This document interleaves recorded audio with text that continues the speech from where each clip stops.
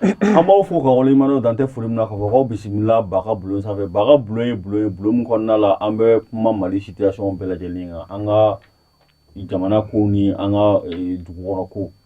bi ne mbargo nyongo soro musaw jara fiso abtumuri sawa jeme ko gain amala tanu yele ma ngene bida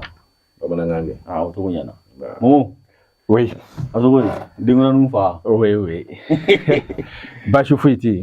non amba kan don d'accord ne ba nam abtumuri ça va ça va mais ala tan si maintenant ça no e musaf yona anga diwa khonna la anga tem hunyo ko mo yana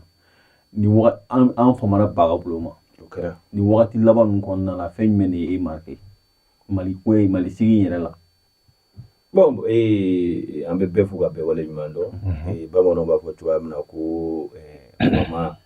de donga nyina gote ko so famana ka sigi ni kenenga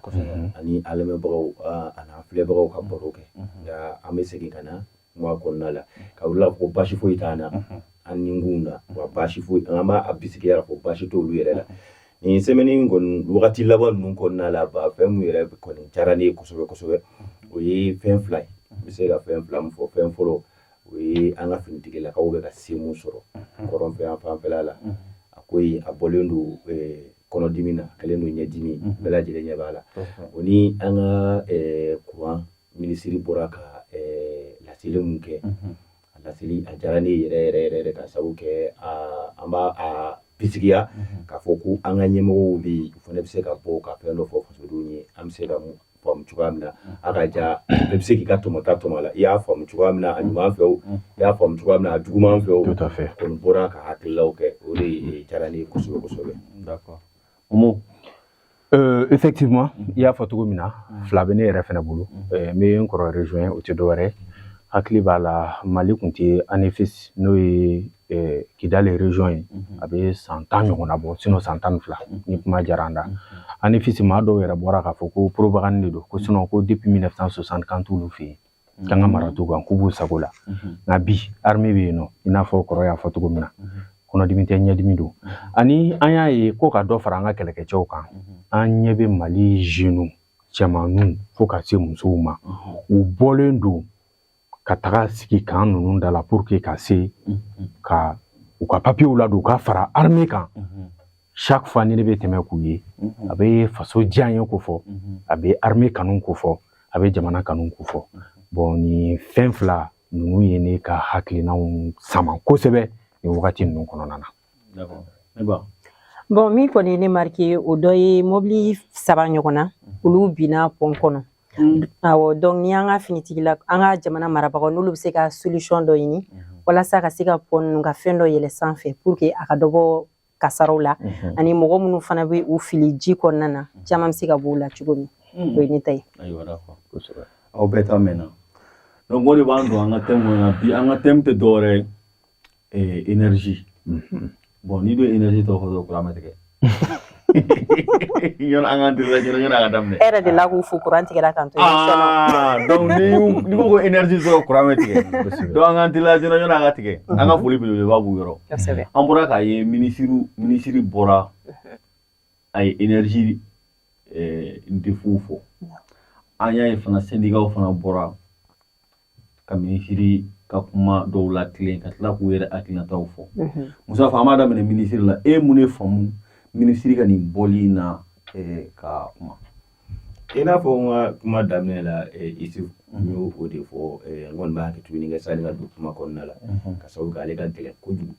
a kɛla hakilina kelen ma caman hakilina caman yɛrɛ minisiri ka bɔli in na ne kɔni sera ka tafaamu sɔrɔ a la ne y'a ye k'a fɔ ko fɛnnin dɔ bɛ hali n'a ma ɲɛ an bɛ k'a ɲɛ tugu a kan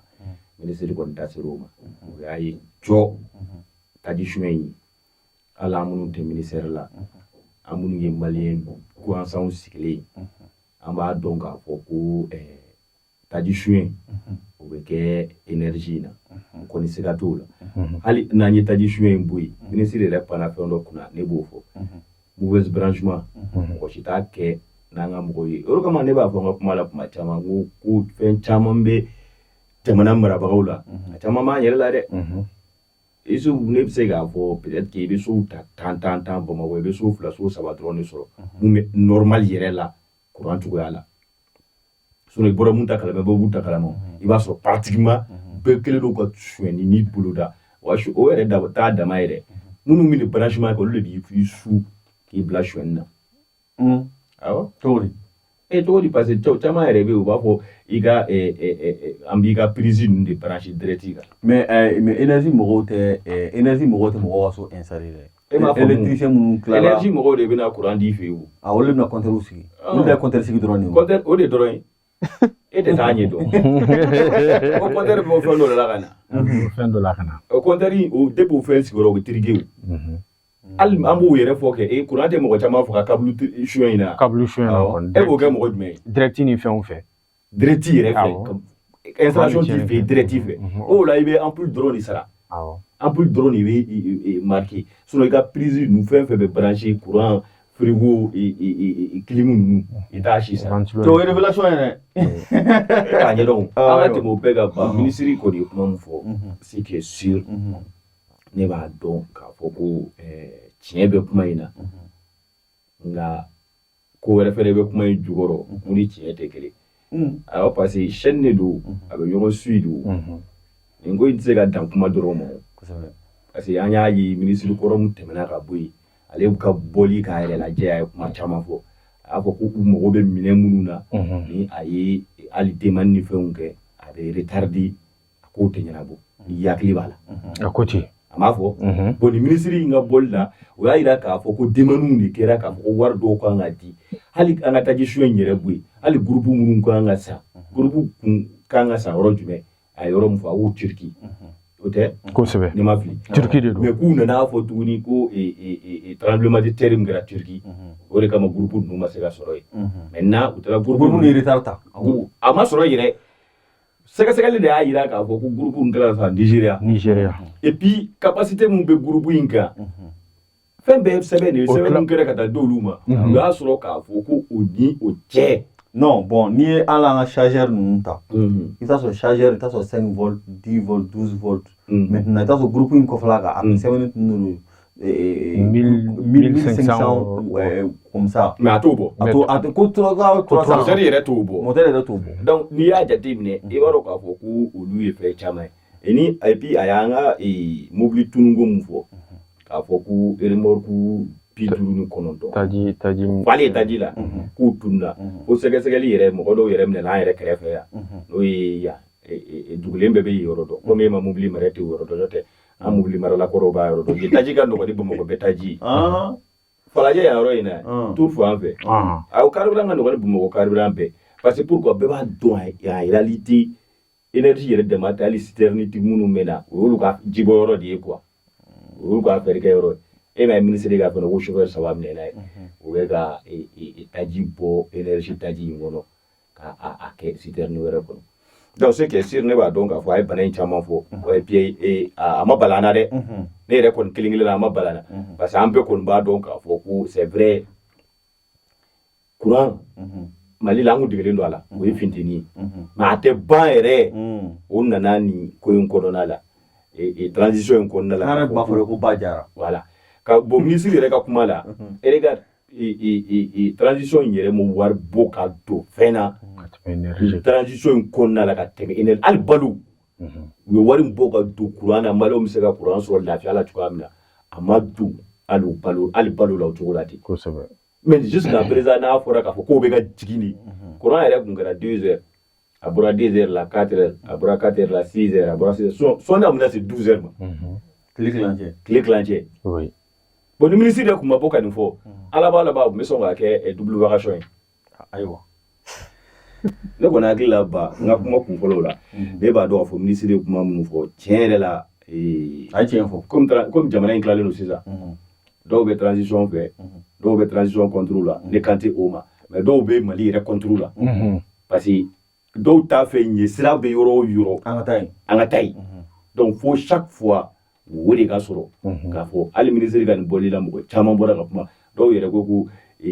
camion remorque 59 bɛ tunu jamana min na ko est-ce que o ye jamana seereli k'a sɔrɔ ministre ka kuma la ministre y'a fɔ de camion 50 ni 9 in ma fara ɲɔgɔn kan ka tunun koyi ayi den 10 bɛ ne bolo sisan ne ka taa 2 di ba ma ka taa 2 di Mumu ma ka 2 di Sali ma ka 2 di Kansutu ma kilancɛw de bɔra olu la o a ma fɔ ko o den 10 bɛ tugura ɲɔgɔn o bɛ den 10 bɛ turu cogo di o tɛ kɛ donc c'est que c'est an ka kuma in tɛ la parce que an bɛ énergie ko kuma la mɔgɔ hakili sigilen t'a ko in na donc Mumu oui i n'a fɔ muso bɔra ka kuma sisan nɔ e ye mun faamu ministre ka nin sortie in na an b'a fɔ ko ala k'an bɛɛ sababa ma an ka kɛta n'an ka fɔtaw bɛɛ la n kɔrɔ ye kuma minɛn sanni a bɛ fɔ cogo min na pratiquement ale y'a bɛɛ fɔ ne b'a fo a ka nin hakili la ani a ye courage min sɔrɔ ka bɔ ka se ka maaw bɔ fili la ne kun jɔrɔ la kuranko dekun kun sera yɔrɔ dɔ la ne kun jɔrɔ la i n'a fɔ kɔrɔ y'i da to a la cogo min na i bɛ a jate minɛ bi jamana yɛrɛ kɔnɔna na kuran tiɲɛni yɔrɔ ka bon kosɛbɛ i bɛ taga sɔrɔ dɔgɔtɔrɔsow la adamaden dɔw bɛ yen olu yɛrɛ ni balannen don kuran na ni kuran tigɛra ka yɛrɛ fila kɛ dun su bɛ caya dɛ i bɛ taga sɔrɔ an ka maakɔrɔ dɔw bɛ yen nɔ olu yɛrɛ fɛnɛ ko bɛɛ ye kuran ye ni kuran tigɛra olu la an bɛ taga min mais o degun ninnu kɔnɔna na anw ta tun bɛ ka taga niveau dɔ la a tun bɛ ka kɛ escalier de a tun bɛ ka yɛlɛn an bɛ bɔ 30 minutes la ka na 1 heure la ka bɔ 1 heure la 2 heures ka n'a tɔ yɛrɛ kɛ tuma dɔ la n'a tigɛra fo sini o quartierw bɛ yen nɔ n'a tigɛra bi olu b'a sɔrɔ fo sini o wagati kelen na bon ministre ka bɔli a ye bana dɔ de fɔ bana mun n'a kun dɔnnen don mais bana ni fanga kun ka bon ni kuma diyara n'an b'a fɔ hali ministre mun ale fɔra ministre mun kɔ courage de y'an manqué dɔɔni ka se ka ni mɔgɔ ninnu kɔ bɔ fiɲɛ la i b'a fɔ an balimamuso ni an ba y'a fɔ cogo min na nin ma bali anw na nin ŋunuŋunu kuma caman bɛ yen dugu kɔnɔ k'a fɔ ko énergie ka fɛnw u bɛ suɲɛ nin ye taji ye sinon hali filiw bɛ yen an bɛ nin bɛɛ kalama installation kunturu bɛ bɔ énergie la mais o tɛ e ni ne ye o mɔgɔ mun b'a dɔn o de y'o kɛ fa tɛ e ni ne la k'an bɛ yɛlɛ courant poto la ka fil tigɛ o bɛ bɔ Mali kɔnɔ a bɛ kɛ anw fɛ yan a prévu caman kɛra bon i b'a a dɔn jamana ko ye fɛn dɔ ye bɛɛ ni hakilina don i n'a fɔ n kɔrɔ y'a fɔ cogo min na an kana kɛ transition fɛ mais an tɛ kɛ Mali fɛnɛ fɛ moi je pense que solution t'o la nin ko bɛ yɔrɔ min na a kana dan dalafɔli ma jamana kɔnɔ sariya maa si t'a sanfɛ an ka tiɲɛ fɔ jamana kɔnɔdenw sɛgɛnna sariya ka boli bɛɛ kan o sɛgɛnna n'i ye a jate minɛ Mali ka transition ye wari bɔ fo sigiyɔrɔma 2 a bɛɛ miliyari kasabiw de walasa kuranko degun kana se ka ye maliyɛn ka ko la o bɛɛ n'a ta ni dɔ farala kan ɲɛfɔli ka kɛ jamana wari k'a labɔ i n'a fɔ a ye groupe ko fɔ cogo min na groupe commandera Turki de an ka jateminɛw de nana n'a ye ka groupe commandé Turki i b'a kalama u y'an kun birilen to de la ka taga groupe san Nigeria wa groupe min sanna Nigeria a nalen 13 de jiginna la groupe kɛlɛya la 13 jiginna groupe 13 o jiginna fɔlɔ bon n'i y'a jate minɛ opérateur économique jɔn y'a san ɲininkali tɔ min bɛ yen a kan ka bɔ ka ɲɛfɔli kɛ jamana kɔnɔdenw ye sabula jamana wari de don wa pour que k'a yira hali bi yɔrɔ bon Asimi ko ye fɛn dɔ ye bi an bɛɛ b'a dɔn kɔrɔ y'a fɔ cogo min na kɔnɔdimi tɛ ɲɛdimi de don ko président yɛrɛ ye dɔ bɔ a kun wari la k'a tɔ ta jamana wari la pour que groupe bɛ se ka san donc jamanatigi y'a seko kɛ a y'a seko kɛ a hamina ka jamana kɔnɔdenw na baara ɲɔgɔn minnu ye nin kɛ a ko kana bila ten u ka taga n'u ye justice ka sira kan walasa nin ko tiɲɛ bɛ se ka bɔ ne kɔni b'a dɔn nin ko nin tɛ ko kura ye nin ko nin mɛnna sira ko kura tɛ ne kɔni ka jate la nin tɛ ko kura ye ka kɔrɔ ka kuma dafa n bɛ se ka fitinin min sɔrɔ k'a fɔ o ye nin ye yan'an ka segin ka na question tɔw kan. ne ba ministre ka sortie e ye mun faamu a la. bon fɛn caman kɔni o faamuyara presque ninnu yɛrɛ y'a bɛɛ fɔ nka ne yɛrɛ bolo jalakili kɔni wagati o tɛmɛna fɛn jumɛn de kan ka kɛ discussion kan ka porter o de kan donc ne yɛrɛ kɔni bolo sisan i n'a fɔ an ka ministre bɔra ka min fɔ k'u ye solution dɔ ɲini ji fiɲɛ olu minnu bɛ an fɛ yen nɔ ka se ka olu labara walasa courant ani tile voilà courant bɛ se ka lasɔrɔ an ka jamana na cogo min mais Momo bɔra ka min fɔ ɲangini o dɔrɔn tɛ dɛ kiri dɔrɔn tɛ mɔgɔ minnu si b'a la u ka biɲɛw ka saisi ani fana n'u bɛ se ka to k'a kɛ mɔgɔ o mɔgɔ n'a ye faso ka wari de dun u ka an ka telisoba la sisan u bɛɛ lajɛlen tɔgɔ ka jamu fɔ ka ɲɛfɔli kɛ o ye lebu ye ne kɔni bolo a ko kana dogo quoi i m'a faamu donc ni olu waleya ninnu cayara sa a ka ca Ala fɛ n'i tɛ fɛ ka malo sɔrɔ i tɔgɔ ka fɔ tele la k'a fɔ ne de ye faso nami tan cogoya la donc o bɛ kɛ sababu ye caman bɛ bɔ yuruku nin na ani même an ka foroba yɔrɔ la sisan par exemple n'u bɛ se ka solution fana ɲini o la puisque i bɛ taa sɔrɔ surtout an musolakaw an bɛ taa an da kilimu kɔrɔ baara tɛ kɛ puisque nin bɛɛ bɛ bɔ faso de kunna donc u ka solution dɔ ɲini u la ani minnu yɛrɛ bɛ baara kɛ énergie yɛrɛ fana kɔnɔna na i n'a fɔ ministre y'a fɔ ko 100 sara la ko énergie mɔgɔw bɛ 10 ni sara donc u b'o 10 min sara de dɔ ka fara u kan puisque mɔgɔw bɛ taa olu fana ka courant ni consommer i n'a fɔ an ka finitigilakaw olu ka kanw kɔnɔ san bɛ yafa deli kɛ mais kuma ka taabolo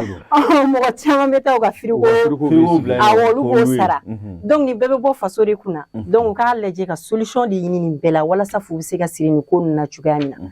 ni u ye consommation hakɛ min kɛ ka du denbaya jateminɛ a mana kɛ cogo cogo minnu b'a baara dɔn o bɛ se k'a dɔn k'a fɔ nin famille kɔnɔ courant mana caya cogo cogo a tɛ tɛmɛ nin kan ka nin machine sugu voilà donc n'u nana ye sisan a fɛn yɛlɛla kojugu u ka wari sara ne kɔni bolo o y'a solution dɔ ye o ye ne hakilinata ye Musafu an ministre nin bɛɛ fɔ ministre ye kuma caman ɲɛfɔ komi an yɛrɛ b'a dɔn tigitigi a ma kuma kura fɔ nin ko ninnu na an bɛɛ tun b'a kalama mais autorité ka bɔ k'i sigi ka kuma na sugu fɔ nin y'a siɲɛ fɔlɔ ye Mali kɔnɔ maintenant sa an y'a ye jumadon syndicat fana bɔra e fana e ye mun faamu syndicat ka nin bɔli na donc ici tiɲɛ yɛrɛ la ni filɛlibagaw ka bonya tɛ ne tun t'a fɛ ka n da maga syndicat ka kuma in na ouais parce que sisan en réalité bɛɛ b'i e ko Sali filɛ ne k'a fɔ cogoya min na bɛɛ b'i jɔyɔrɔ ni defa an bɛɛ y'o de fɔ an bɛɛ bɛ énergie ko in dɔn olu minnu bɛ 10% ni sara ne bɛ taa n ka réfrigérateur bɛ congélateur bila olu fɛ yen yɔrɔ k'an kɔni da kɔni tɛ hali sisan n'i taara k'an kɔnɔ essayer k'an duube fili tɛ ɲɛci yɛrɛ frigo la hali ni glace mangera an bɛɛ bɛ taa glace san ye de donc pour moi olu fɛn ninnu ye ɲɛdimiw de ye quoi c'est à dire anw kan tɛ nin yɔrɔ in ma sisan ni syndicat tun bɛ bɔ ka kuma olu tun bɛ bɔ ka kuma yanni ministre ka kuma parce que Mali kɛlen n'o de ye olu fana b'a fɛ k'a fɔ k'u bɛ bɔ c'est vrai syndicat ko an k'u ka baara kɛ dɛ donc syndicat bɔr'u ka rôle kɔnɔ ne ye ka kuma faamu u bɔra ka rôle kɔnɔ kɛ syndicat ye kuma jumɛn fɔ n'u ka 10% in tɛ u kɔni u basé o de kan u basé o kan soit le ministre ka kuma fɔli ninnu na u y'a nkalontigiya de u ma nkalontigiya o mais 10% in dɔrɔn u b'a fɛ k'a fɔ k'u de dabi o da la parce que en général an fɛnɛ caman bɛ yen mun hakili minɛ ka di u y'a fɔ u ka kuma yɛrɛ kɔnɔna na ko fɔlɔ de u bɛ kɛ awɔ mais ja n'a sɔrɔ a tun tɛ kɛ fewu yɛrɛ olu tun bɛ kɛ kojugu ye ja k'a tun bɛ kɛ ko mɛ ko sisan de k'a tɛ yen hali n'a tɛ yen sisan a kana kɛ i yɛrɛ nin fɛn minnu bɛ ka kɛ nin ye ne bolo syndicat i b'a dɔn an ka syndicat n bɛ hakili ɲini u fɛ caman syndicat yɛrɛ ka fara ɲɔgɔn kan fanba bɛɛ bɛ baarayɔrɔ turu de ya parce que ninnu ka bɛ baarayɔrɔ turu le fait que olu bɛ baara anw de ka kɛlɛ kɛ sisan an minnu bɛ boîte kɔnɔ k'anw ka kɛlɛ kɛ ka baarayɔrɔ tɛgɛ tunɔmi k'u da u kɔ mais anw yɛrɛ ka baara kan ka kɛ mun ye u t'o dɔn sinon ɲɛ bɛ nin fɛn in na Sali y'a fɔ cogoya min na an ka solution ɲini a la o ye yɔrɔ gɛlɛma ye o nin ko in ta nin yɔrɔnin kelen nin ko in c'est-à-dire nin dɔnnen don a sirike de ka ca dɔɔnin dɔrɔn tout à fait so mɔgɔ bɛ nin ko in na hali olu syndicat minnu courant tɛ ne fɛ yen dɛ courant kɔni bɛ n ka baarayɔrɔ la ne ni énergie tɛ ɲɔgɔn sɔrɔ fan si fɛ i y'o mɛn ko f'i t'a la dɛ panneau de b'ale fɛ yen voilà mais ce qui est sûr ne b'a dɔn k'a fɔ ko anw yɛrɛ tun sɛgɛnna au moins syndicat tun kan ka se ka bɔ ka kuma dɔw fɔ sani ministre ka bɔli olu tun b'u ka 10% in to yen bɛ olu y'a dɔn k'a fɔ ko nin wagati in na et puis an yɛrɛ bɛnna wagati ma k'a fɔ en réalité malien hali ni mɔgɔ caman tɛ transition fɛ i b'a sɔrɔ kɔni 60% bɛ transition fɛ o ye mɔgɔw da de ye mɔgɔw muɲu don ko caman kan so ni nin tun kɛra wagati ye bɔ a ka tile la nin kɛra a diyara a ma diya bɛɛ wulila ka bɔ o mais nin na n'i y'a ye k'a fɔ ko mɔgɔw ye u da di parce que bɛɛ b'a dɔn k'a fɔ ko jamana bɛ dingɛ mun kɔnɔ bon ni bɛɛ b'a dɔn ko jamana bɛ dingɛ mun kɔnɔ o de kɛ aw k'anw bɔ dingɛ kɔnɔ a kana kɛ fu yɛrɛ ye an ka premier ministre kɔrɔ dɔ delila ka bɔ ka kuma a ye gouvernement ka dɛmɛ fɔ courant ko in na a mɛnna a y'a fɔ a ko Mali gouvernement bɛ dɛmɛ min don courant ko la c'est trop parce que u bɛ courant san da mun na u bɛna o feere anw de ma dugu ma parti mun bɛ na olu bɛ sɔrɔ k'o sara u b'o sara tuguni tout à fait a bɔra o kun ye an ka premier ministre ye a bɔra k'a fɔ bɛɛ y'a mɛn donc n'a bɛ ninnu fɛnɛ nana an bɛ ka nin bɛɛ kɛ bɛɛ ɲɛsinnen don olu de ma ja olu de fɛnɛ bɛ ka nin baara in bɛɛ kɛ pour que mɔgɔ bɛ se ka lafiya courant ko la moi quand même je me demande et ba tiɲɛ yɛrɛ la ni maliyɛnw ma sanfɛ mɔgɔw to yen an yɛrɛ k'an yɛrɛ lajɛ an yɛrɛ k'an yɛrɛ lajɛ duguma k'a fɔ ko an duguma mɔgɔw yɛrɛ de bɛ tila ka yɛlɛ sanfɛ a tɛ nɔgɔya dɛ ne fo ne bɛ yɛrɛ ɲininka est-ce que u tun t'a fɛ ka fanga in yɛrɛ tiɲɛ yɔrɔ bɛɛ énergie ko in de énergie ko ma ayiwa parce que a ye musaka mun fɔ o musaka bɛ dira aw ma pour que aw ka baara kɛ ka ɲɛ baara tɛ ka kɛ ka ɲɛ finalement mun don don o don dɔ de bɛ ka fara mais groupe kolon sanna a mɛnna syndicat ma bɔ ka kuma syndicat tɛ kuma o la koyi essence bɛ ka suya a mɛnna syndicat tɛ bɔ ka kuma ne tɔgɔ de fɛ syndicat ye jumɛn ye e bɛ se ka kɛ yɔrɔ jumɛn e bɛ se ka kɛ EDM syndicat ye ka sɔrɔ i ma baara kɛ yan a kuma ka ca EDM baarakɛla de bɛ kɛ syndicat n'i bɛ bɔ yen i bɛ bɔ dɔw yɛrɛ taalen retraite yɛrɛ la i bɛ kɛ EDM baarakɛla de ka dugu kɔrɔ tɛ dugu ɲɛlen fɛ dɔw yɛrɛ de taalen retraite la pewu olu bɛ sɔrɔ ka syndicat ya daminɛ o y'a sɔrɔ wo foyi tɛ yen tiɲɛ foyi tɛ énergie kɔnɔ syndicat tɛ mun dɔn u b'a bɛɛ dɔn u b'a bɛɛ dɔn et puis tiɲɛ foyi t'an yɛrɛ tɛ mun dɔn de fait que ministre ye courage mun sɔrɔ ka bɔ k'a fɔ donc caman lafiyara i b'a dɔn maliyɛn ka ko ka nɔgɔ a ka gɛlɛn ministre yɛrɛ bɔlen ka nin fɔ mɔgɔ caman lafiyara kuran n'i ye tiɲɛ fɔ maliyɛn a bɛ lafiya mɔgɔ caman lafiyara kuran ko la donc ne kɔni bɛ mun fɔ syndicat ye tiɲɛ yɛrɛ la u ka an n'an ka dusukasi to ɲɔgɔn na ale y'a fɔ cogoya min na 10% hali k'an kɔnɔ c'est à dire ko dɔw bɛ yen et puis il est temps que faso jɔyɔrɔ cɛ a ye kan kɔnɔ in to yen maɲi cɛ kaw dɔ ka d'u ma kɔrɔ k'i ka kuma sɔn ji la ministre bɔli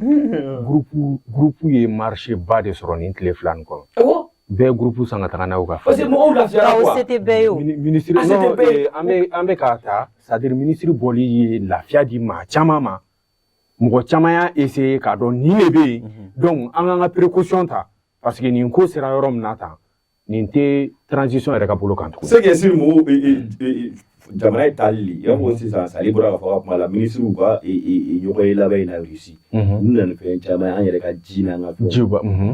mais tu sais que ko mɔgɔ dɔw b'o lagosi parce que an bolo Mali bɛna dan o de la o. oui parce que hali kunnafoni na hali kunnafoni b'a lagosi parce que fɛn min don sisan fɛnw tɛ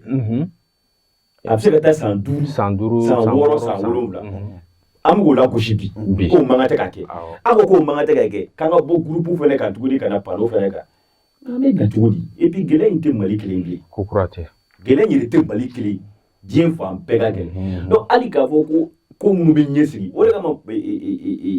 farafin baara ma nɔgɔn quoi hali an ɲɛ bɛ yɔrɔ min na an ka mun de ma yɔrɔnin kelen o ka bɔ yen mais hali k'a ɲɛsigi anw tɛ yen bi a peut-être a tɛna kɛ anw ɲɛna a bɛna kɛ anw denw ɲɛna o bɛ lafiya min sɔrɔ o bɛ anw bi mɔgɔw degun donc a ma nɔgɔn farafin ka baara ka gɛlɛn oui e ye mun de faamu syndicat ka bɔli nin na ka kɛɲɛ ni ministre ka bɔli ye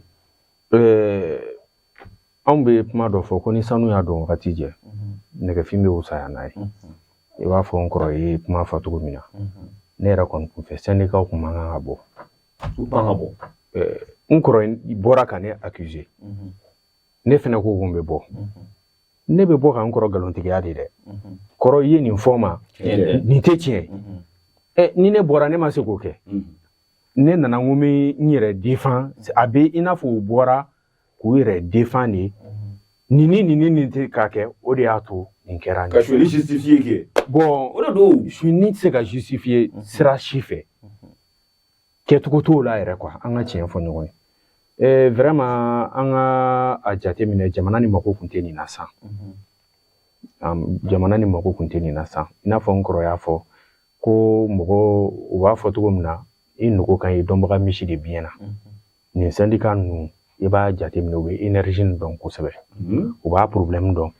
u b'a fiɲɛ dɔn dekun b'a kɔnɔ u b'o dɔn mais u kana u yɛrɛ ka dekun dɔrɔn ta ka baara kɛ n'o ye ne bɛ fɛ u ka dekun u ka jamana yɛrɛ ka baara kɛ quoi syndicat ko yɛrɛ ka k'u ye quoi mais i b'a ye an ka syndicat bɛ na dɔrɔn de pour que ka se ka u yɛrɛ jɔyɔrɔnin défend baarakɛyɔrɔ la mais jamana jɔyɔrɔ ye mun ye yɔrɔ jumɛn kan ka défend yɔrɔ jumɛn kan ka dilan u ka sira t'o fɛ ça devient un problème très sérieux. C'est pourquoi ni attaqué kɛra dɔrɔn i b'a ye syndicat bɛ wuli ka na u ka baarakɛlaw défend mais réellement baarakɛlaw bɛ ka mun kɛ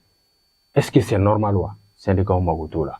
ninnu kɔni u ka bɔli ne yɛrɛ kɔni kun fɛ u bɔra dɔrɔn ka fuguri bɔ daba da la an bɛɛ sigira ka fɛn min kɔnɔ a ma ko ye o tɛ dɔ wɛrɛ an kun sigilen don ka bɔ k'a fɔ bon tiɲɛ yɛrɛ la ministre bɔra k'a fɔ ko siyɔnli bɛ ka kɛ anw t'a ɲɛdɔn a bɛ ɲɛmɔgɔw yɛrɛ dama de ni ɲɔgɔn cɛ u k'a ɲɛfɔ an bɛɛ tun bɛ lafiya malheureusement o ma se ka kɛ ne yɛrɛ kɔni kun sigilen don de kan parce que an b'a fɔ k'a ka fɛn yɔrɔ min na a bɛ kari yen nɔ de o tɛ tiɲɛ donc n'olu kun bɔra u kun ka se k'u défend ka bɔ k'a fɔ bon tiɲɛ yɛrɛ la fɔlen ninnu tɛ tiɲɛ olu kan ka ministre yɛrɛ dɛmɛ a ka nin baara in na oui réellement i m'a ye ne kɔni ka jate la bon a kow bɛ yen ani ka kɔrɔ ka kuma dafa fɛn min ye hali bi an bɛ welewele bila maliyɛnw ma an ka dɔn k'a fɔ nin baara ye fɛn dɔ ye baara nɔgɔn tɛ transition nin n'an ɲana on a l'habitude de le dire anw de bɛ lafiya mais n'a tiɲɛna baara b'an bolo dɛ ni nin ye échec kɛ mali tɛ wuli tuguni an kana tiɲɛ bɔ ɲɔgɔn na hali tajiko sira fɛ kunnafoniw na an y'a ye laginɛ sira yɛrɛ fɛ mali kan ka taji fɛn min ye litiri 150 Rusi y'o di an ma awa sera a tɔ tora u ka kunbɛn u ka don mali yɛrɛ kɔnɔna na n b'a dɔn a bɛ Guinée port la n bɛ fama ma kunu wagati min na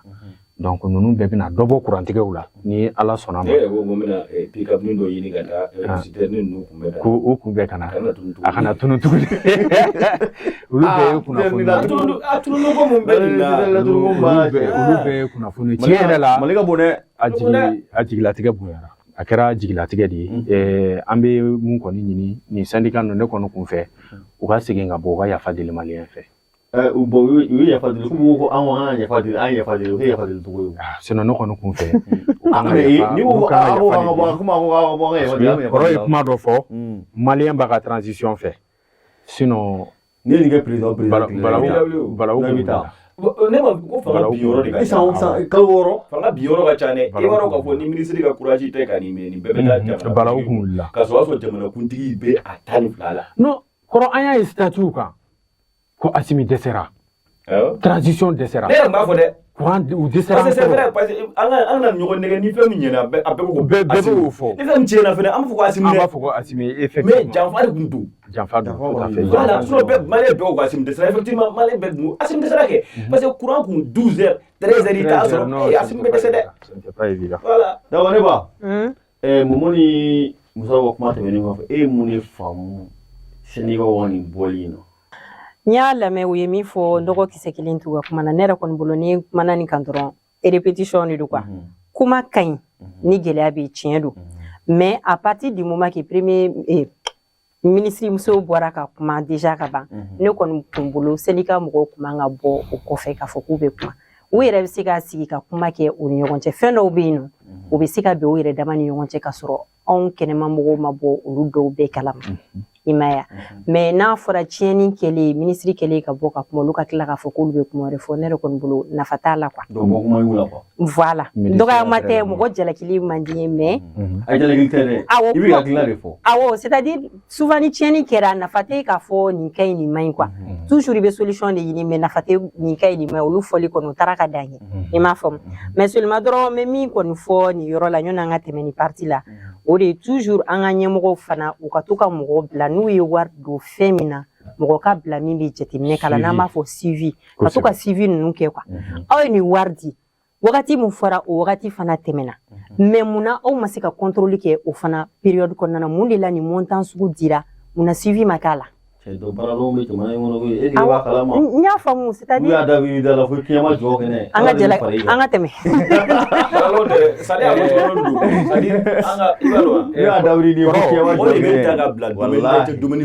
sinon kunnafoniw na ko président ye weleli kɛ k'a ko groupe ko bɛ cogo di courant bɛ ka tigɛ maliyɛnw na ne dun ye fɛɛrɛ bɛɛ de tigɛ pour que nin kana an kana bin nin kɛnɛ kan ko a ma ko tremblement min kɛra Turquie ko de y'a to Turquie groupe ma se ka sɔrɔ tremblement kɛra an ka ayi mais groupe bɔra Nigeria munna u m'a jateminɛ Nigeria yan'a ka na anw fɛ yan c'est à dire ɲininkali caman de bɛ yen groupe bɔra Nigeria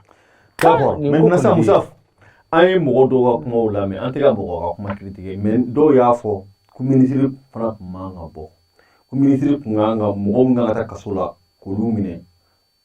kuran kan ka di mɔdɔ ma cogo k'o bɛɛ tɛ donc baara kelen kɔ ka ban ministre tun kan ka bɔ de k'a fɔ nin gɛlɛya tun bɛ yen parce que ko ministre kumalen tantɔ syndicat mɔgɔw fana bɔra ka kuma donc on dirait que baara mɔgɔw dimina est ce que a bɛ ministre kɔnɔ k'a fɔ ko bɛna ɲɛ a bolo cogo min na est ce que a bɛna ɲɛ bilen wa parce que a fɔra ministre ko o don su yɛrɛ o don dugusɛjɛ yɛrɛ bɛ ko yɛlɛma bɛna kɛ bon mɔgɔ caman bɛ ka yira k'a fɔ ko yɛlɛma ma kɛ fɔlɔ n bɛna mun f'i ye mɔgɔ dɔw hakilina de don dɛ c'est à dire ne yɛrɛ ye mɔgɔ caman ka hakilina faamu na c'est à dire ne yɛrɛ ye mun faamu Mali ko la Mali kɛra dongo mandi dondomandi de t'a dɔn b'a fɔ cogoya min na c'est à dire i mana fɛn o fɛn kɛ i bɛ lagosi sɔrɔ a ni o de kama kuma caman kuma min na lagosili tɛ dɛ kuma min na RFI ni fɛn ninnu b'an fɛ yan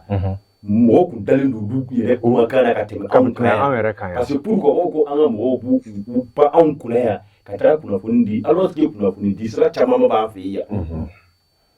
mais an ka mɔgɔw yɛrɛ mana bɔ mun yɛrɛ de bɛ ne dabali ban nin ko in na o tɛ ministre yɛrɛ ka ko ye dɛ Kansutu natɔ b'a fɔ sisan k'a fɔ ko ale ka moto tiɲɛna n'a ye ale y'a kun n'o mun Kansutu tɛ se ka kɛ o y'an taala ye quoi donc i yɛrɛ ye mun kɛ bila k'i sɔsɔ o la i yɛrɛ ale de y'a vécu mun kɛ i yɛrɛ la i yɛrɛ ye mun vécu maliyɛn b'i sɔsɔ o de la donc maliyɛn kɛra baara ye voilà tɛ je suis d'être malien an tɛ cogo dɔn quoi mais c'est juste pour te dire que ministre bɔra ka nin mun fɔ dɔw yɛrɛ bɔra k'a fɔ ko ministre bɔra ka yɛlɛ ko kuma de fɔ k'a sɔrɔ u b'a dɔw ni ala cɛ parce que olu bolo jamana mana kɛ cogo o cogo jamana politicien mɔgɔw tɛ ka kuma koyi ayi olu tɛ ka kuma olu y'a faamuya anw ye vidéo ye n'anw ka nasɔngɔ bɛ bɔ politiciens nous anw de obligé don hali kuma min fɔlen ma di politiciens y'an bɛ bɔ k'o fɔ ko parce que k'an ye politicien sɔrɔ tout le monde est politicien même Assimi il est politicien il fait de la politique politique ye jumɛn fɛɛrɛ tɛ yan n'i ye politique yɛlɛma bamanankan na dɔrɔn fɛɛrɛ dɔrɔn de don mais u bɛ politique in kɛ tubabukan de y'an bolo k'a kɛ bɔ ko métier sinon bɛɛ tɛ politique bɛɛ n'i ka i balocogo fɛɛrɛ don bɛɛ n'i ka ko bɛ fɛɛrɛ don ministre bɔra ka nin kuma min fɔ e yɛrɛ b'i yɛrɛ bɔra ka fɔ mɔgɔ caman bɔra ka na gosi kɛ parce que bi expert ka ca Mali la trop quoi c'est-à-dire expert de ka ca Mali la trop tu sais que n'i ye dɔw yɛrɛ lamɛn nin ko in kɔnɔna la on dirait que ba ne bɛ maliyɛn dɔw lamɛn wagati dɔw la a ka gɛlɛn quoi o la b'a la an ka yɔrɔ in même pour entre parenthèses hali an ka yɔrɔ in ninnu ko l'armée monte en puissance tu sais qu'il y a des gens jusqu'à présent minnu bɛ ka bɔ k'a fɔ ko dugu naani minɛna dugu duuru minɛna k'u tɛ se ka dugu tɔgɔ fɔ o de kama sisan correspondance bɛ fan bɛɛ plateau kan correspondance bɛ n'i ko ko dugu min minɛna weleli bɛ kɛ yɛlɛ hali ni weleli fana b'a fɔ ko k'i dɔ wele Bamakɔ yan ko bɛ k'a ye ko dugulamɔgɔ ye k'o fana fɔ c'est-à-dire minɛcogo tɛ mɔgɔ la quoi. On sait que sur ministre kɔni ye nin fɔ bɛɛ fana bɔra mais an kɔni b'a dɔn kurantigɛ in ni Mori min ko ko diɲɛ bɛ wuli a tɛ tigɛ wala kuran in tɛ ka tigɛ mɔgɔ kelen na kuran in tɛ tigɛ Assimi yɛrɛ fɛ yen mais bɛɛ bɛ k'a tɔgɔ sɔrɔ o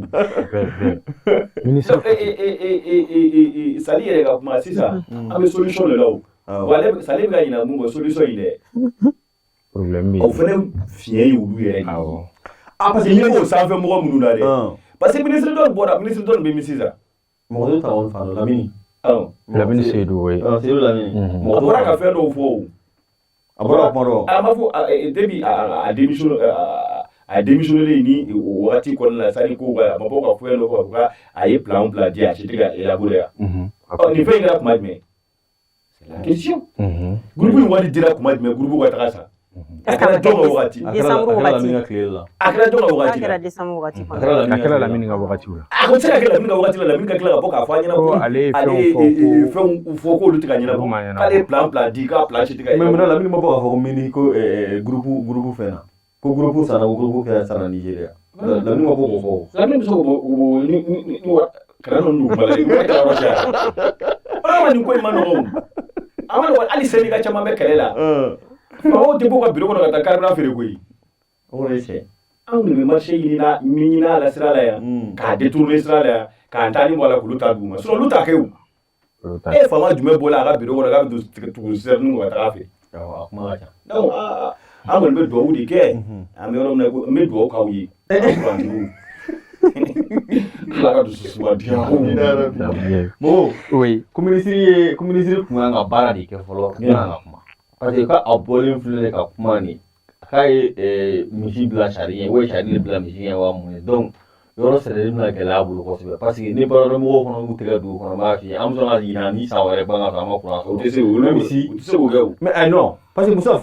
ministre tɛ kuran dɔn ministre tɛ jigin usine kɔnɔ ministre tɛ fɛn foyi kɛ e b'a dɔn ko énergie stagiaire ka ca ni a fɛnw ye yɛrɛ ya o kɔni ayi o faamu o tɛ énergie dɔ ye dɛ Mali baarayɔrɔ tɛ yen nɔ stagiaire kelen tɛ ka faamu fɔ e yɛrɛ ye kalo damadamanin kɛ pick-up sanfɛ an t'u bɔ sisan olu la kɔrɔ ka i ka kuma jaabi anw maninkaw bɛ kuma dɔ fɔ ko kɔnɔna cila ye da ye minisiri bɔra a bɔ kuma la sinon minisiri n'a ye tasuma ba de faga tasuma belebele minisiri ni o de faga a bɔli ka kuma dɔrɔn ka se ka tiɲɛ bɔ k'a yira fɔlɔ an ka jamana ɲɛmaaw u y'u seko bɛɛ kɛ kuranko nin na an bɛ se k'a fɔ a ye tasuma ba de faga minisiri bɔli minisiri ye n bɛ se k'a fɔ nin minisiri nin a ye soulagement de ouf di maliyɛn ma a tɛ se ka lakali ne m'a fɛn na sisan n ko groupe caman sanna semaine kɔnɔna na a se bɛ maa o maa ye u bɛɛ tagara fɛɛrɛ dɔ tigɛ pour que u bɛ se k'u ka indépendance ta en attendant n'i y'an kabala sira yɛrɛ ta kan a bɛ groupe ye ka taga tailleur kɛmɛ ka groupe san mécanicien kɛmɛ ka groupe san pinɛkɔrɔlaw kɛmɛ ka groupe san kosɛbɛ groupe san yɔrɔ ka ca dɛ kosɛbɛ a kun tɛ dɔwɛrɛ ye minisiri bɔra groupe san a ye lafiya dɔ di mɔgɔ ma parce que jamana kɔnɔden tɛ se k'a faamuya an ka jamana ɲɛmɔgɔw bɛ yen kuran tɛ tigɛ olu la an minnu ye jamana kɔnɔdenw ye anw bɛ degun kɔnɔna na u tɛ se k'o faamuya i b'a kalama ne ye ko dɔ remarqué anw fɛ yan Mali la nanzaraw bɛ kuma dɔ fɔ on aime décourager ceux qui veulent travailler encourager ceux qui ne veulent pas travailler c'est-à-dire ka médiocrité yɛrɛ dɛmɛ o de ka di maliyɛn ye o de ka di anw ye kosɛbɛ et c'est un problème très sérieux jamana tɛ jɔ o kan kan nin minisiri nin bɛ foli kɔfɛ n'i ko k'i bɛ fɛn o fɛn fɔ madame ka ko la i b'i pan ko wɛrɛ de kunna a bɛ foli ka wale ɲuman dɔn a ye sira mun yira nin ye ministère bɛɛ kan ka nin exemple ta problème min bɛ yen nɔ k'a bɔ n'a ye k'a fɔ jamana kɔnɔdenw ye an k'a dɔn nin de bɛ yen n'a kɛra an bɛɛ bɛ lafiya. CNT ka sira yɛrɛ o de kɛ CNT dun kan ka wele tan effectivement comme olu tɛ ka minisiri wele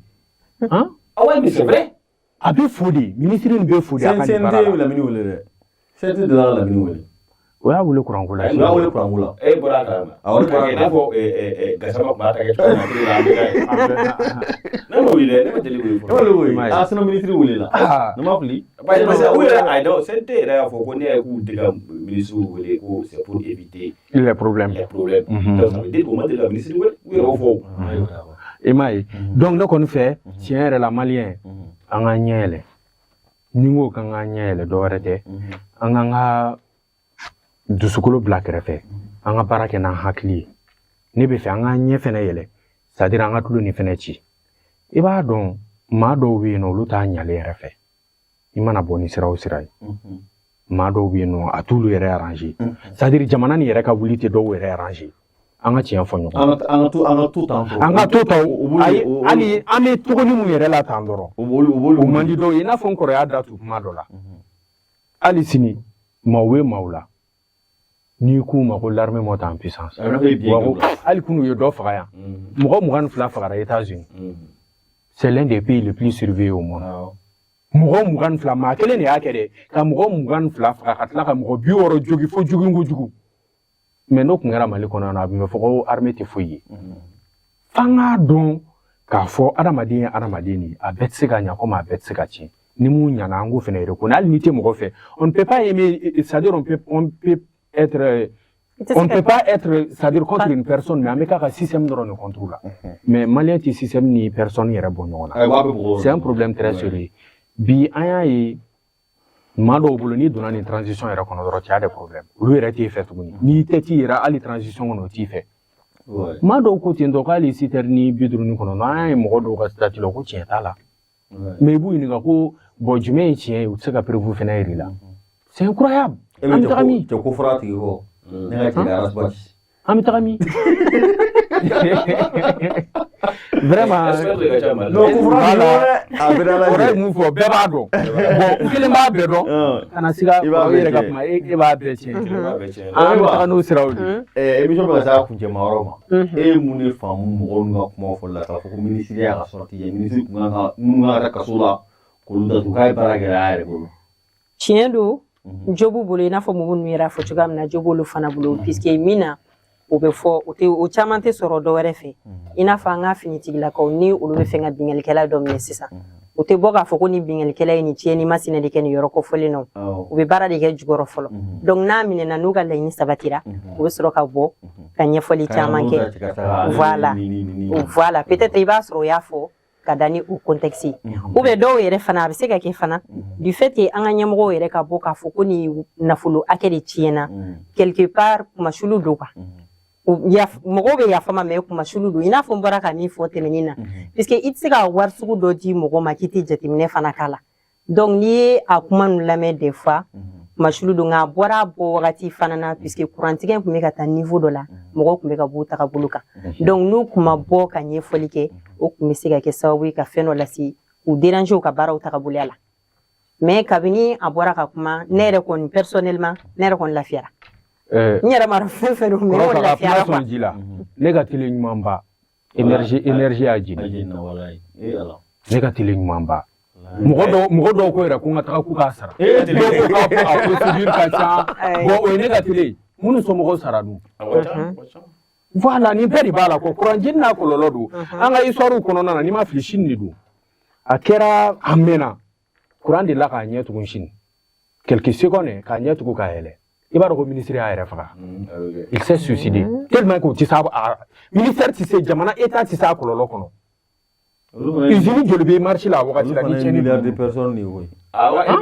mɔgɔ caman bɛ chômage la courant bɛɛ bɛ yen nɔ ala yɛrɛ ta yi kɛ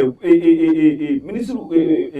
jamana ka fɛn bɛɛ kɛ pour que au moins hali kuranɛ ka kɛ 15 minutes 20 minutes tout à fait ministre ka boli kɔni na ka kuma a bɛ yira k'a fɔ jamana kɔni y'a se kɛ hali groupe minnu nana pour que an ka régionaux ka lafiya bila ka taa kɛ fɛnɛ hali la mɔgɔ dɔw b'o fɔ k'a fɔ ko o tuma ko taji ninnu suyɛna ko a suyɛna Bamakɔ ko région fɛnɛ la ko kurantigiw bɛ yen n ko préfet yɛrɛ ye nson minɛ yan o kɛra o kɛra k'u suit depuis a b'a ta yɔrɔ min na fo a bɛ taa fɛ mototasitigi mun y'a ta fo ka taga se commerçant mun y'a san sɔgɔma yɛrɛ ka gendarme da ka k'u bɛɛ minɛ o fana nkalon yan o tɛ nkalon ye o kɛra d'accord kɛnɛ bɛ ka taa baga bolo bɛ ka taa kuncɛlima yɔrɔ ma ne ba folikan jumɛn b'i bolo ka ɲɛsin maliyɛnw ma ani ladilikan jumɛn b'i bolo ka ɲɛ parce que yɔrɔ maliyɛn bɛ ka gɛlɛya dɛ a bɛ n'a lajɛ ok n bɛ bɛɛ lajɛlen fɔ an lamɛnni la ani kuma ma nɔgɔn n'an donna mɔgɔ min gasi la an bɛ yafa deli kuma ma nɔgɔn o tɛmɛlen kɔfɛ hali bi an ka caman fara muɲu kan nka ka ɲini an ka jamana marabagaw fɛ u ka se ka fɛɛrɛ ɲini fana ni groupe ninnu fana sɔngɔ ni o bɛ se ka jigin puisque den masa caman olu bɛ chômage la i n'a fɔ soudeur bɛ yen nɔ salon baarakɛla ninnu bɛ yen école dun taara sisan école kan ka sara sosɔrɔw fana kan ka kɛ donc u k'a lajɛ solution dɔ ni o bɛ se ka ɲini ka groupe fana sɔngɔ dɔgɔya walasa minnu bɛ baara kɛ kuran na olu kana se ka to sokɔnɔ sigi fana na voilà n bɛ bɛɛ fo ka bɛɛ don kiramantoya la an ka dɔn nin jamana nin ale de ka juru b'an na an si ka juru tɛ Mali la Mali nin kɛra a den bɛɛ fɛ il est temps maliyɛnw an fana ka kan an ka jamana nin fɛ an ka kunkolo ko ninnu to yen an ka mɔgɔ ko to yen an ka tɔgɔ ko ni jamu ko to yen an ka jamana nin bila fɛn bɛɛ sanfɛ u bɛ kuma dɔ fɔ ko balimaya ka di jeli kelenya ni balimaya tɛ kelen balimaya ye kanu dɔrɔn de n'a ye ɲɔgɔn kanu dɔrɔn aw bɛ kɛ ɲɔgɔn balima ye maliyɛn an ka ɲɔgɔn kanu n'a ye ɲɔgɔn kanu dekun caman bɛ yen an hinɛ bɛ don ɲɔgɔn na ne bɛ énergie la ne kelen don ka musafu kanu ne kelen don ka sali kanu n'i ye courant tigɛ la o bɛ dekun n bɛ miiri n bɛ baara sugu bɛɛ kɛ pour que courant kana tigɛ diɲɛ fɛn bɛɛ bɛ faso kanu de kɔnɔ n'aw ye faso kanu bɛɛ b'i jɔ i jɔyɔrɔ la ca bɛ k'o kan baara bɛ k'o kan je crois que nafa ni sɔrɔ bɛ kɛ o fɛnɛ kan o ye o kɔfɛ jamana ɲɛmaaw b'u fo u ka cɛsiri la n'o ye an ka transition ye sanjukɔrɔ wɔsi tɛ dɔn nka n b'a dɔn bi anw ye pajan ta ba maliba ye pajan ta hakili b'a la ne delila ka formation dɔ kɛ ni n balima an kɛrɛfɛ jamana maa dɔ an tɛgɛ sera ɲɔgɔn ma f'u y'an suspend parce que a ko Mali tɛ jamana ye a don kuma ni ye ne tɔɔrɔ ko jamana min b'a ka président bɔgɔ ko état d'âme yɛrɛ tɛ Mali la donc anw ye maninkaw ye ni anw na gosira dɔrɔn dusukolo bɛ baara kɛ a don ne tɛgɛ sera a ma mais aujourd'hui ne n'ale ka discussion na il est fier d'être malien an bɛ yɔrɔ min na ko bi un moment donné a ko ni ma ko ni bɛ se ka hali Mali carte d'identité sɔrɔ ka nationalité d'a ma ko il aimerait être malien o bɛ ko dɔ de ko fɔ mɔgɔ minnu tun b'an na gosi bi olu de content don n'anw ye donc transition an k'u dɛmɛ u ka baara la n dalen don a la laɲini minnu kɛlen don hali an ka bɔli laban Russie la kunnafoniw caman b'a kɔnɔ fɛn min ye hali courant ko nin kɔnɔna na centrale nucléaire bɛ nalen hali ni maa caman tɛ k'a faamuya centrale nucléaire civile de don militaire tɛ civile de don a bɛ courant de di voilà donc mɔgɔw ka don olu bɛ nalen o kɔfɛ terrain siraw ni fɛn caman bɛ nalen maintenant projet de développement bɛ yen sinon fɛn min ye sécurité bolo ye an bɛ se k'a fɔ 100 sarada an ye camanba k'o la déjà yɔrɔ o la n'a ye kɔrɔja a bɛ moto ni pinɛ bɔ a la ka janti boli a la ye ka fo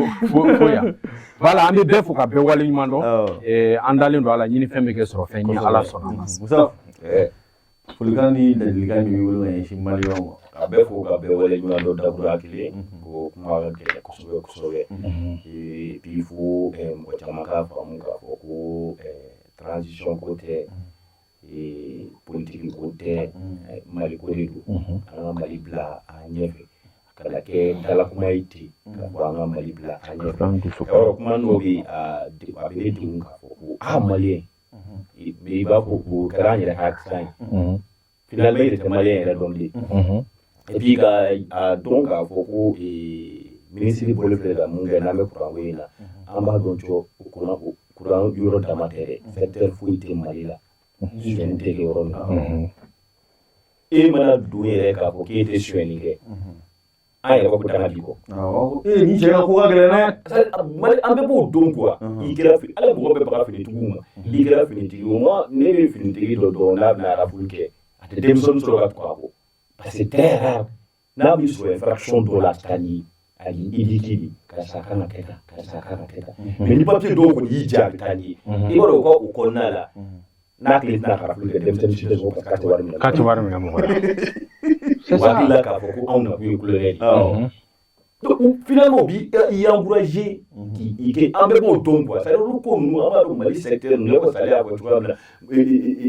kilimukɔrɔdalaw ni baarakɛlaw tɛ kelen ye anw jeunes yɛrɛ jama anw jeunes anw de bɛ kule ko baara tɛ yen baara mana di anw ma anw de tɛ baara kɛ an ka laada kɔrɔ tɛ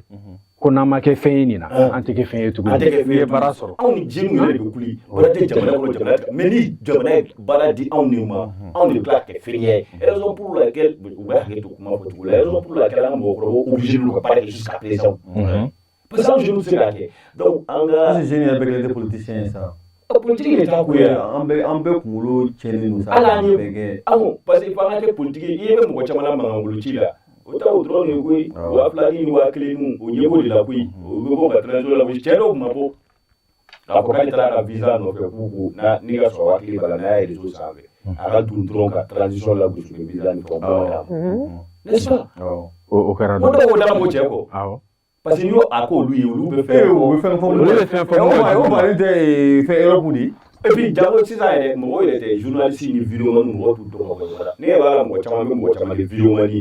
k'a sɔrɔ carte de presse b'u kun dɛ mɔgɔ caman u bɛ journal kɛ arajow la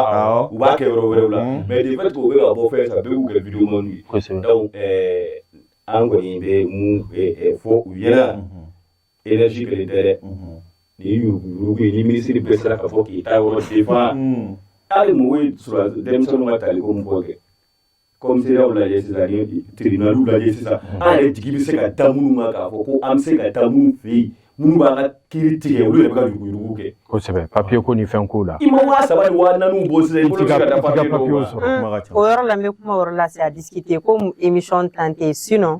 fɛn dɔw bɛ fɔ ko fu don mais i bɛ taga sɔrɔ par exemple i n'a fɔ ni commissaire dɔ kumana o kan o ko a bɛ fɔ ko même résidence ko ye fu ye mais i bɛ taa sɔrɔ ankiri ni fɛn minnu bɛ yen sisan o wari bɛ taa bɔ commissaire de kunna donc e bɛ se k'a fɔ mɔgɔ ka fɛn kɛ fu ye cogo di k'a sɔrɔ e tɛ a fɛnw d'a ma a baarakɛminɛnw dun bɛ bɔ a yɛrɛ kunna ni mun ko a bɛ fɔ ko fu o ye nkalon tigɛ bon o ma nkalon tigɛ ni ankiri de kan ka di commissaire ma ni commissaire fana ko ankiri ma di commissaire ma commissaire ye nkalon tigɛ a ma nkalon c'est juste pour te dire que ne ma mo yɔrɔ de fiyewu c'est à dire énergie yɔrɔ dama tɛ dɛ an ka minisiriso bɛɛ kan ka se ka bɔ ka fɛn dɔ fɔ an ye sinon bɛɛ ma se ka mɔgɔ jalaki o défendre bɛɛ bolo dɛ e bɛ ka mun fɔ nin c'est vrai an tɛ se k'a fɔ e tɛ se k'a fɔ mɔgɔ ma ko nin kɛ ka sɔrɔ i m'a bila o condition i b'a bila mɔgɔw t'o dɔn papier am sanga da olu yɛrɛ tilala ka bɔ minisiri yɛrɛ ma tila ka bɔ k'a fɔ ko ni i taara ni mɔgɔ bɛ wari ni fɛnw minɛ i k'olu tigi ko fɔ o fɔra ayi y'o mɛn an t'an bilen yɔrɔ si donc ba i b'a dɔn k'a fɔ jamana in yɛrɛ de bɛ yɔrɔ dɔ la sisan fo bɛɛ k'i yɛrɛ ani mun c'est à dire n'i bɛ fɛn min kɛ ni ko bɛɛ k'i yɛrɛ dɔw depuis so dɔw ma ɲi dɛ ayi non awɔ wala so dɔw cɛnni bɛ bɔ so wala an bila débat sugu wa don tɔgɔ de fiya o fɛnɛ daminɛna sisan nin n'i y'a mɛn kuma kɔrɔ ye don n'i y'a mɛn ko bɛɛ k'i yɛrɛ bɛɛ b'a dɔn k'a sɔrɔ hali silamɛya ni foyi ma na ko dɔw tun bɛ yen danbe maliyɛn tɛ sɔn o ma danbe tun bɛ yen o tɛ yen sa ka bɛɛ fɔ ka bɛɛ wale ɲuman dɔn a ko an kɔni jigila tigɛla yɛrɛ hali sali bɛ k'a fɔ cogoya min na c'est vrai ani commissaire ne yɛrɛ taara yɔrɔ caman ni denmisɛnnin caman n'i y'a fɔ dɔw yɛrɛ b'a fɔ taa fɔ ministre yɛrɛ la fɛn dilan mɔgɔw tɔɔrɔla o yɛrɛ fɔra ne yɛrɛ ɲɛna k'a fɔra k'a bɛ kɛ fu de ministre de y'o fɔ ta k'a na ka nin ka fɛn dilan donc jaabi olu ko mais o tigi b'o fɔ ne ɲɛna a tigi t'a dɔn k'a fɔ alhamdulilayi a ye sɛbɛn fɛnɛ ale bɛ k'o kumakan minnu fɛ k'o lase yɔrɔ dɔw la mais ne b'a dɔn k'a fɔ nafa ni fɛnw tɛ o la donc parce que i ka kuma ye tiɲɛ ye kɔrɔ bɛɛ ni jɔyɔrɔnin don recrutement ko nin na tiɲɛ yɛrɛ la denmisɛnninw sɛgɛn émission b'a awɔ comme émission banna o y'a dama kuma ye an k'o fɔ an k'o fɔ babu sɛgɛnna ka bɛɛ wale ɲɔgɔn sɔrɔ ka tila ka don ɲini kɛ bɛɛ fɛ kuma ka gɛlɛn kosɛbɛ ala ka jamana in diya ala ka hakilina ɲuman d'an ma ala ka kuranko ɲininka k'a banni sɛnɛkɛw k'u bolo da u tɛ se ka u ka dibu sanni u ka sabali k'a ŋɔnɔla mɔgɔw fɛnɛ ka a ko jateminɛ aw ka o kuma in na tɔ donc an bɛ bɛɛ lajɛlen fɔ ka bɛɛ lajɛlen waleɲuman dɔn k'a bɔ k'a fɔ ka fara n bɔrɔɲɔgɔn tɔw ta kan k'a fɔ ko ne bɛna adresser jeunes de la c'est à dire an jeunes anw de ye siniɲɛsigi ye an kana an ta facilité fasugu dɔw fɛ k'a fɔ k'an bɛ sɔn fasugu dɔw kɛlɛli ma jamana in kɔnɔna la entrepreneur dɔ delila k'a fɔ ne ɲɛna ko entrepreneuriat la ko foyi m'ale sɛgɛn k'a fɔ k'i bɛ danayamɔgɔ ta sini kunda k'a fɔ k'i b'a don baara la k'a tigi k'i sago kɛ k'u caman bɛ na ka na ka n'u sigi k'u t'a fɔ n fa sara n ba sara n bɛ tan tɔ mais i b'olu don baara la i si bɛ sɔrɔ i ka u ka salaire d'u ma ka kalo damadɔni kɛ dɔrɔn u bɛ yɛlɛma n'u b'i ka fɛn dɔ détourner i bɛ taa sɔrɔ u taa mɔgɔ minnu sɔrɔ baara la u b'olu révolter i kama c'est à dire que u t'i ka baara yɔrɔ ɲagami i bolo togo fasugu dɔw la i yɛrɛ dabali bɛ ban quoi. Entrepreneur dɔ b'a fɔ ale bɔra États-Unis ka n'a ka boulangerie dɔrɔn de kama parce que a ye boulangerie dayɛlɛ a ma se ka foyi sɔrɔ danayamɔgɔ tɛ yen quoi a obligera ka a ka o baara de to yen donc ka na a ɲɛnɛ b'a bolo sisan an jeunes k'a dɔn k'a fɔ diɲɛlatigɛ siniɲɛsigi y'anw de ye ni mɔgɔ y'an don baara la an k'an tila a tigi ye ka baara ɲuman k'a tigi ye voilà donc o de tun bɛ n bolo ka ɲɛfɔ bi baga bulo bɛ dan sigi bi an bɛ foli di bɛɛ lajɛlen ma donc a b'a fɔ a k'an bɛn diɲɛ waati wɛrɛ wasalaam.